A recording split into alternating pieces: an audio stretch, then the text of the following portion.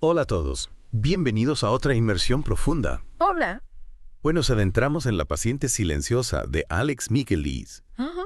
un thriller psicológico que ha cautivado a muchísimos lectores. Sí. Y para esta inmersión tenemos un análisis increíble que nos va a ayudar a comprender no solo la trama, sino también las capas más profundas de la historia, Exacto. sus conexiones con la filosofía, la psicología Ajá. y hasta crítica social. Interesante, ¿verdad? Totalmente. Sí. O sea, prepárense para ir más allá de la simple lectura Ujú. y descubrir qué hace que esta historia sea tan atrapante. Me encanta esa idea. ¿Listos para desentrañar el misterio junto a mí? Por supuesto. Siempre lista para un buen misterio. Empecemos entonces con lo que nos enganche desde el principio. Sí. El silencio de Alicia Berenson, después del asesinato de su marido. Es impactante, ¿no? Absolutamente. Ese silencio que lo dice todo y a la vez no dice nada. Exacto.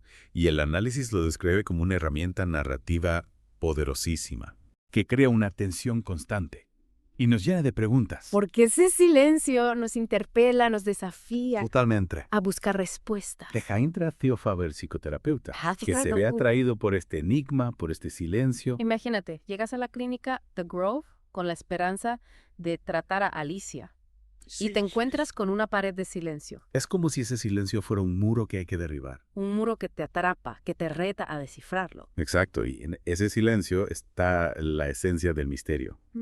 El misterio que nos atrapa como lectores. Totalmente de acuerdo.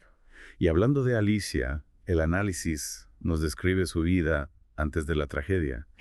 Una artista famosa, aparentemente con una vida perfecta, Claro que aparentemente. pero se menciona algo muy interesante, Así es. que su arte, especialmente sus pinturas, son una forma de catarsis. Ujú. Como lo describía Aristóteles. Exactamente, es como si a través de su arte Mm, ella expresara todo lo que no puede decir con palabras. Interesante. El análisis se centra en un autorretrato en particular, Ajá. donde Alicia se representa con los ojos vendados, rodeada de colores oscuros y con pinceladas agresivas. Como si estuviera gritando su dolor a través del lienzo, Exacto. sin pronunciar una sola palabra. Es impactante cómo el análisis nos ayuda a comprender esa conexión Sí, entre el arte de Alicia y la catarsis. es una perspectiva fascinante. Y hablando de conexiones, Wow. el análisis también habla de Nietzsche Ah, y sus conceptos de lo apolíneo y lo dionisíaco. dos fuerzas opuestas que se reflejan en la obra de Alicia. Exactamente. ¿Podrías explicar un poco más esa dualidad? Claro, por un lado tenemos lo apolíneo, Mm. que representa el orden, la razón, el control. En las pinturas de Alicia, esto se ve en la precisión de los trazos, Ajá. en la composición meticulosa, en la búsqueda de la perfección. Y por otro lado tenemos lo dionisiaco, Ajá. que es la emoción desbordada, La pasión. el caos, la pérdida de control. Y esto se ve en el uso del color, en la intensidad de las expresiones. Es como si Alicia plasmara en sus obras esa lucha interna Ujú. entre la razón y la pasión, entre el control y el caos. Entre la luz y la sombra. Exactamente. Y todo esto ocurre dentro de The Grove, el Mm. instituto psiquiátrico donde Alicia está internada. Un lugar que, según el análisis, tiene mucho que ver con el trabajo de Foucault sobre la historia de la locura. Cierto. Foucault hablaba de cómo las instituciones pueden ejercer un control sobre los individuos, Ajá. sobre sus mentes, sobre sus cuerpos. En este caso, The Grove se convierte en un espacio de encierro, donde el silencio de Alicia no es solo un síntoma Sino una forma de resistencia. o de sumisión. Es una dualidad interesante, ¿no crees? Muy interesante. Por un lado, el silencio la margina, la aísla, Ujú. la convierte en un objeto de estudio, en un caso clínico. Pero por otro lado, ese mismo silencio puede ser una forma de rebelarse, Ajá. de negarse a participar en el juego de la institución. Es como si Alicia, con su silencio, estuviera diciendo, no me van a controlar, no me van a definir. Es una interpretación muy poderosa. Y mientras Alicia está atrapada en ese silencio, tenemos a Theo Faber, el psicoterapeuta, Me quiere descifrarla, que quiere entenderla. que quiere ayudarla. Pero que también tiene sus propios demonios, Ojo. sus propias luchas internas. La novela nos presenta la historia desde dos puntos de vista. Así. El de Theo, en primera persona, y el de Alicia a través de su diario.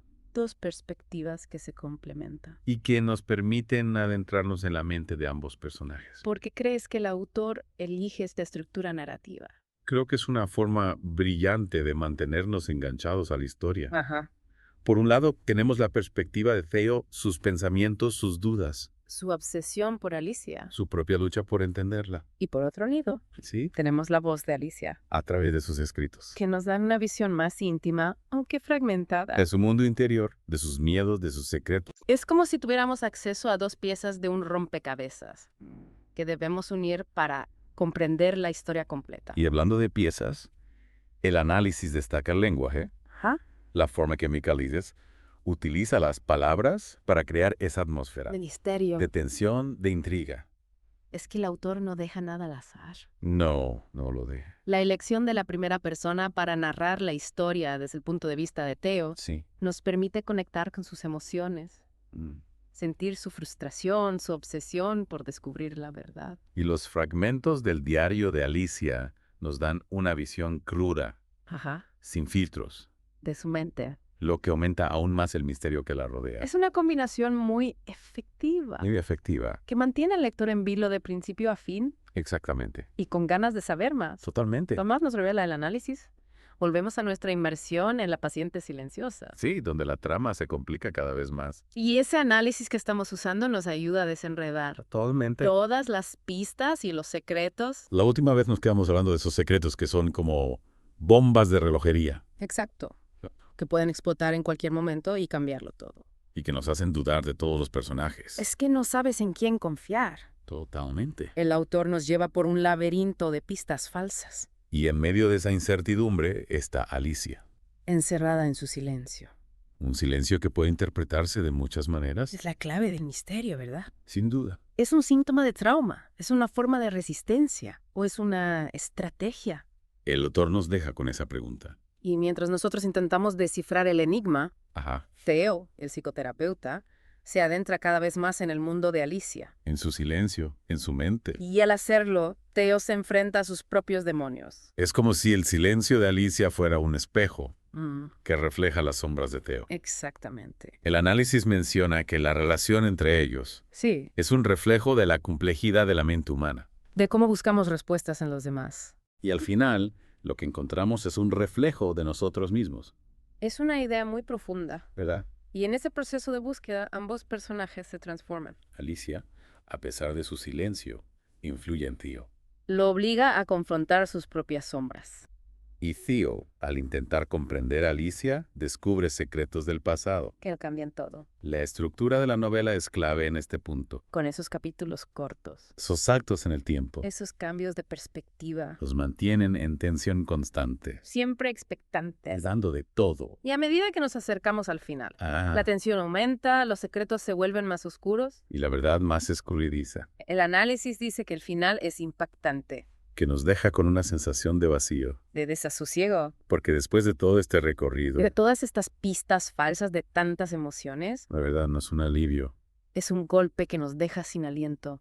Y nos obliga a replantearnos todo. Es como si el autor, después de guiarnos por ese laberinto, ¿Así? nos dejara en la entrada, a ciegas en... Y nos dijera, ahora encuentra tu propio camino de regreso a la luz. Exacto. En ese camino, en ese proceso de asimilación, reside la magia de la novela, No se trata solo de resolver un misterio, Sino de comprender la mente humana, con sus luces y sus sombras. con sus secretos y sus mentiras, Es una invitación a reflexionar sobre nosotros mismos, sobre nuestras propias zonas oscuras sobre lo que callamos. y lo que gritamos en silencio.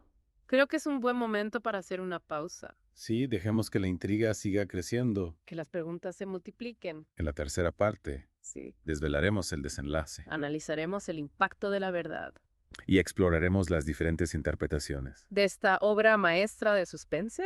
No se pierdan la última parte de nuestra inmersión. Les aseguro que no quedarán decepcionados, Y llegamos a la parte final de nuestra inmersión en La paciente silenciosa. donde todas las piezas del rompecabezas empiezan a encajar Prepárense, porque el análisis nos revela un final aún más impactante. de lo que imaginábamos. A lo largo de la historia, Michaelides nos da pistas, nos hace sospechar, De varios personajes. pero la verdad se revela de una manera totalmente inesperada. Es como si hubiéramos estado buscando en el lugar equivocado Todo el tiempo. y de repente la salida aparece donde menos lo esperábamos. El análisis describe muy bien esa sensación de sorpresa De incredulidad. que te deja al final. Porque te obliga a cuestionar todo lo que creías saber. Sobre los personajes, sobre sus motivaciones. Sobre la propia naturaleza de la verdad. Y es que la verdad en esta historia es compleja. No es blanco o negro. Está llena de matices. Los personajes actúan movidos por el amor, el odio, la culpa. La venganza. Emociones que los llevan a tomar decisiones difíciles de comprender. Y ahí está la genialidad del final.